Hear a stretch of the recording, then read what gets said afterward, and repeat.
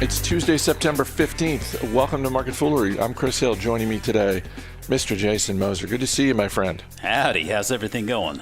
It's going all right. We have got some retail news, entertainment news, but we're going to start today with home building.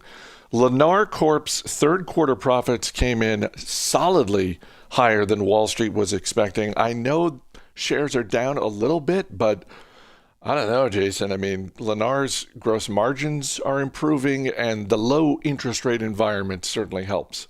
Yeah, it's absolutely helping, and I mean we've certainly seen signs that the housing market is not only stable but really flourishing, which is just kind of interesting to try to square in this time. But you know, I mean, hey, that's housing, right? It's one of those things that everybody needs. These results, I was really impressed. Earnings were up 33% on relatively flat revenue.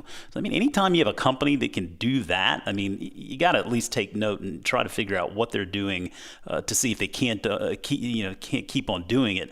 If you look at the numbers, they had deliveries of 13,842 homes. That was up just 2%. They had new orders of a little bit better than 15,500 homes. That was up 16%, and that dollar value of $6.3 billion was up 20%.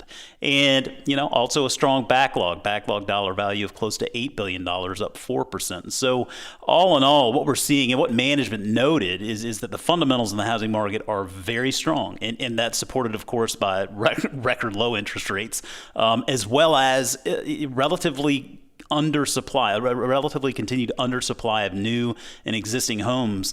You know, and anecdotally, I mean, I will say, like, we're in the middle of refinancing our home here. And you know that what comes with refinancing a home is you get the appraisal to make sure that the value of the home is there so that the bank can crunch the numbers correctly. And certainly it seems like valuations in our area are continuing to go up. And I would imagine they're seeing that in a lot of places. And then you know, it'll be really interesting to see here as the pandemic continues, as companies start to reassess how they are handling their workforce. I mean, if more folks start fleeing big cities for suburbia, that absolutely has the potential to continue pushing up the demand for these homes, which ultimately pushes up the prices, pushes up the performance for companies like Lennar, and being the largest home builder out there by revenue. I mean, certainly this was another quarter of excellent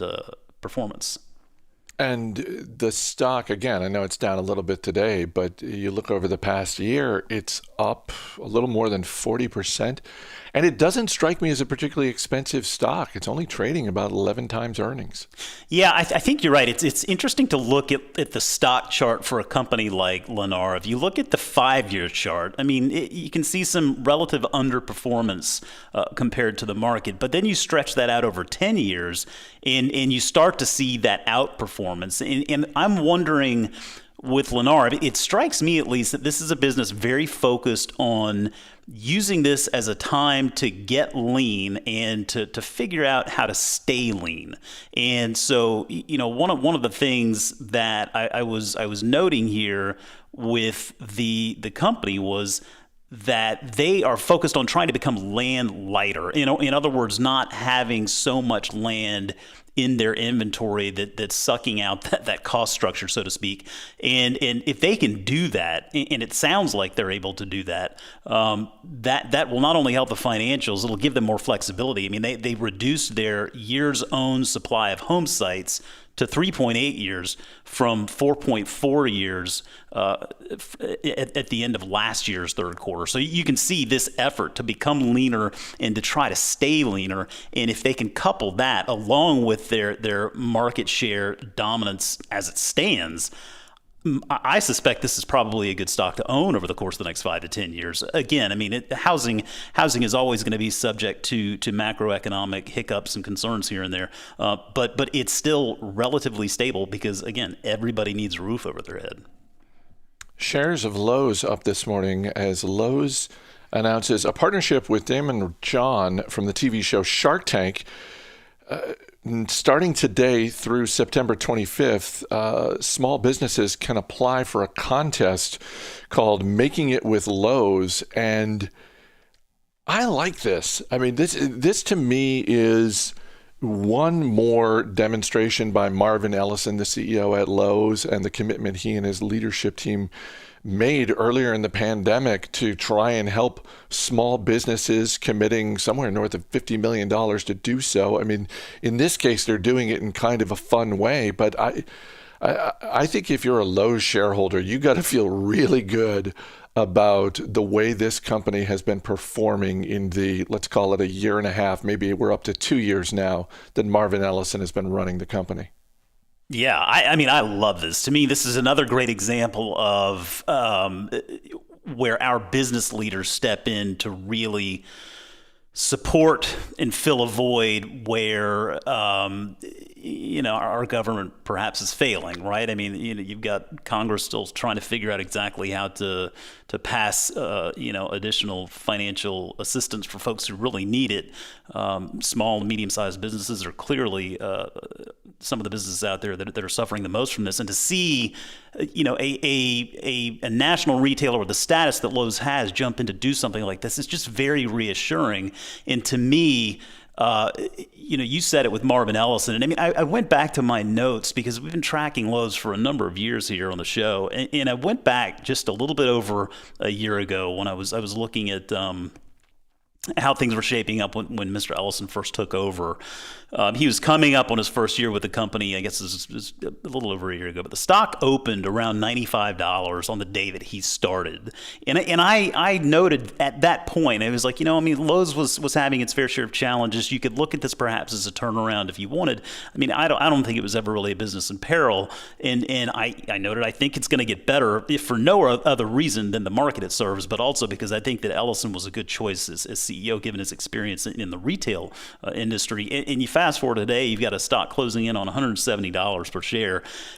They just recorded a phenomenal quarter here. Sales for the second quarter, $27.3 billion versus $21 billion in the second quarter of 2019, and comps were up 34.2%. So there are a lot of signs here that what he's doing is working.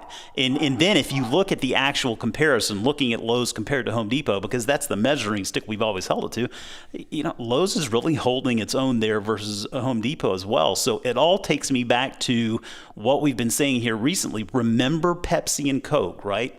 We always spoke about, what is the Pepsi to this company's Coke? Well, that was always because Coke was the better performer. Pepsi has been outperforming Coke lately. And so I think it's completely reasonable to believe that we may see a world here in the next 5 years where Lowe's could certainly start outperforming Home Depot. Regardless, I mean, I think you have a leader here in Marvin Ellison who's just doing a lot of really creative, fun, and ultimately helpful stuff. And I suspect their success will continue. And for years, I was going to call it the secret sauce. Maybe it's not so secret because we talk about it enough on our shows, but sort of behind the scenes a little bit with Home Depot's business is that relationship that they have with the contractors. It's not as obvious as the consumer business. Lowe's hadn't really had that in nearly the same way. Beyond just being a fun, visible contest that Lowe's is having, this could be a really nice introductory entry point for a lot of small businesses and Lowe's to get to know each other, that may pay dividends for Lowe's down the line. I would think so. I think that this is going to give them an opportunity to shine a light on what their company really stands for. I think, hey, listen, get out there and humble brag a little bit, Marvin. Don't worry about it. It's not conceited. It's not narcissistic. Get out there and tell the world what you're doing, because it really does matter. People do care. And when they see, our best businesses doing things like this, it only makes consumers want to sponsor those businesses more. And to your point about contractors, another good one, because we've seen where Lowe's is going to start jumping into that tool rental side of the business. And that has been, as silly as it may sound, that's been a wonderful point of success for Home Depot through the years. The obvious question it begs is, why wouldn't you just want to convince people to go there and buy the tool? Well, there are a lot of reasons. Listen, I don't need a tile cutter every day of the week, right? But there are a couple of times here at home where I've needed a tile cutter. And so instead of having to go buy a $200 or $300 tile cutter, I can go rent one from Home Depot for, I don't know, 40, 50 bucks for a stretch of a couple of days, get my work done. And hey, you know, while I'm in there renting that tool, I'm buying a couple of other things, some supplies. It keeps me in their universe and coming back for more with good customer service. And so Lowe's has the opportunity really to capitalize on that same market. And I think they've seen, you know, what Home Depot has done to date with that side of the business. They're champing at the bit, I think, to really get a part of that action as well. So I'm very optimistic for a lot of what this business is doing. And I think Lowe's, you know, we like Home Depot a lot. I think there's every reason to like Lowe's just as much at this point. One quick thing before we get to our last story. We've heard from a few podcast listeners of this show, of Motley Fool Money, of Industry Focus, that some episodes are missing on Spotify.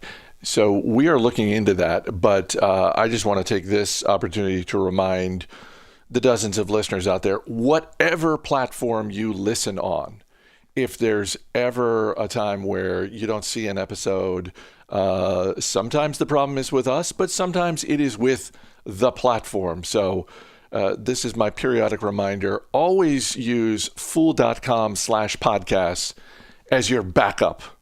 Fool.com/podcast. That's the podcast center on the Motley Fool's website.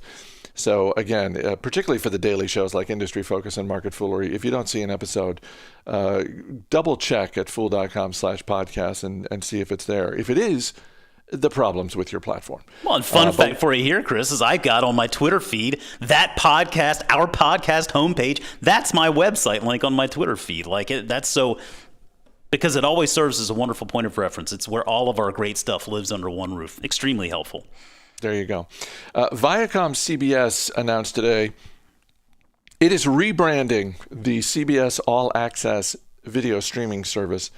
The new name, because Viacom CBS owns a lot of brands, the new name of the service, which will officially launch in 2021, Paramount Plus. Obviously a nod to the Paramount Film Studio and the legacy thereof. And I don't know about you, Jason, but I saw this, and I'm going to assume that they have good business reasons for doing this. But my first thought when I saw this was, oh, yeah, because it was the name that was the problem. Yeah, oh, great. That's why people aren't signing up for it. Another name. plus sign. Yeah, just the plus is going to change everything, right? How creative. I mean, you got ESPN Plus and Disney Plus, and now, I mean, you got Paramount Plus. Now, from what I understand, this was that was a brand that they had used for some internal markets, I guess for testing or whatever. Maybe they just figured that was as good as it was going to get, but maybe they were just being lazy. I don't know. It doesn't really seem to resonate when you say Paramount Plus. All I can say is, well, thanks a lot, Reed Hastings, because this is getting out of control, man. I mean, you've completely shifted the entire television landscape, and now everybody's trying to play catch up.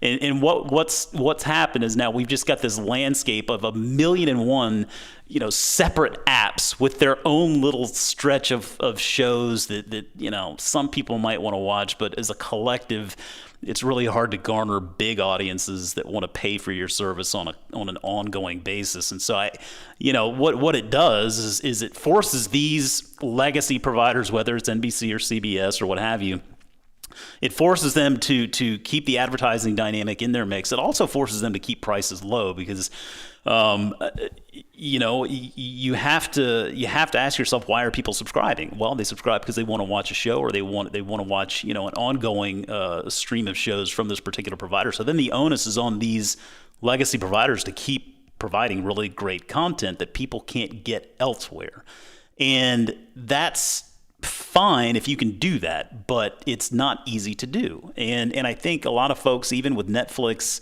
thought that because Netflix is so good with data and getting the data from subscribers and what subscribers want to watch, then they just take that data and make new shows.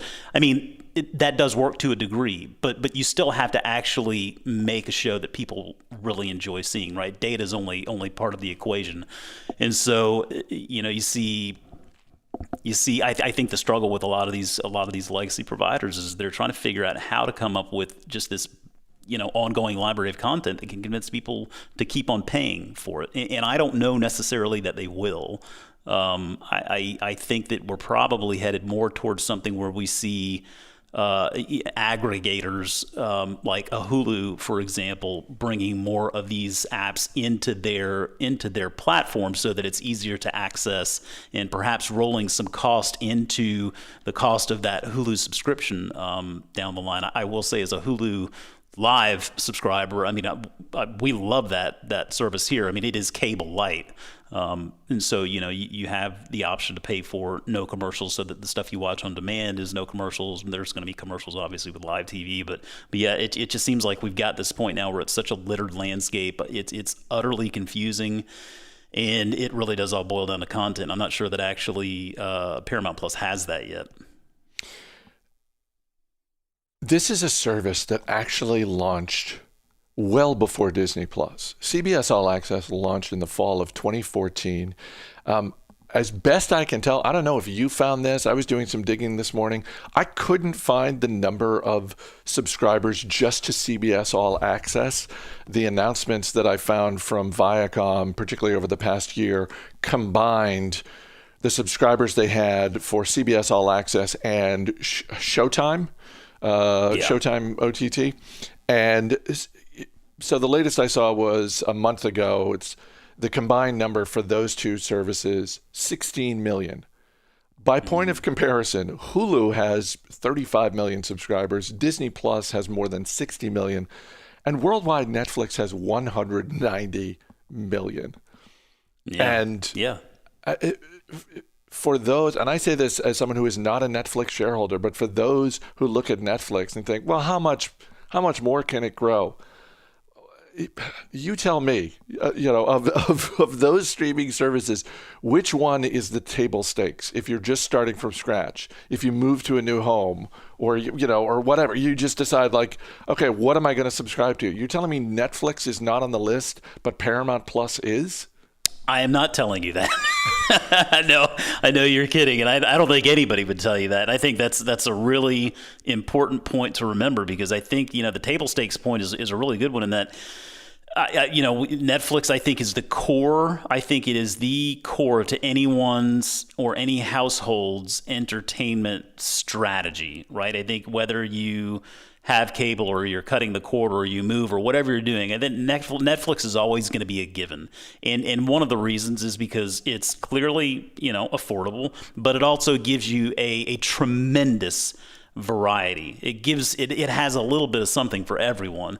I'll be the first to say it. I don't really find Netflix's content to be all that terrific. There are a couple of shows I watch on it, but I'm not a religious Netflix watcher because there's content on other apps that I like to watch as well. But we've hit that point where we don't really need anything else, right? We have HBO Max, we have Hulu, which is the live offering, but you also get the on-demand offering. We have Netflix and we have Amazon Prime and Disney Plus. And so, we're done. Yeah, we have more stuff than we have time to watch.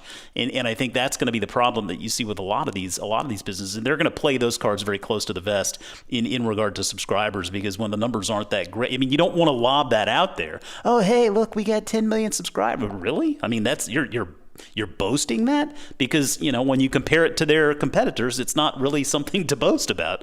And again, it really does all boil down to content. But even then, I kind of wonder now if we're so far into this, the landscape has become so littered that people are almost they've thrown their hands up and they said, you know what, I quit. Even if Paramount Plus has a show that I want to watch, and maybe an example here is Yellowstone. I would love to watch Yellowstone, and one day I will when it's somewhere else, because I'm not subscribing to Paramount Plus just for that one show. And again, that goes back to, you need to build out a library of content that has, stuff that you can use on an ongoing basis. And maybe Paramount Plus will get there one day. I don't think they will. They could, but I don't think they will. Jason Moser, always good talking to you. Thanks for being here. Yes, sir. Thank you. Appreciate it. As always, people on the program may have interest in the stocks they talk about, and the Motley Fool may have formal recommendations for or against. So don't buy or sell stocks based solely on what you hear. That's going to do it for this edition of Market Foolery. The show is mixed by Dan Boyd. I'm Chris Hill. Thanks for listening. We'll see you tomorrow.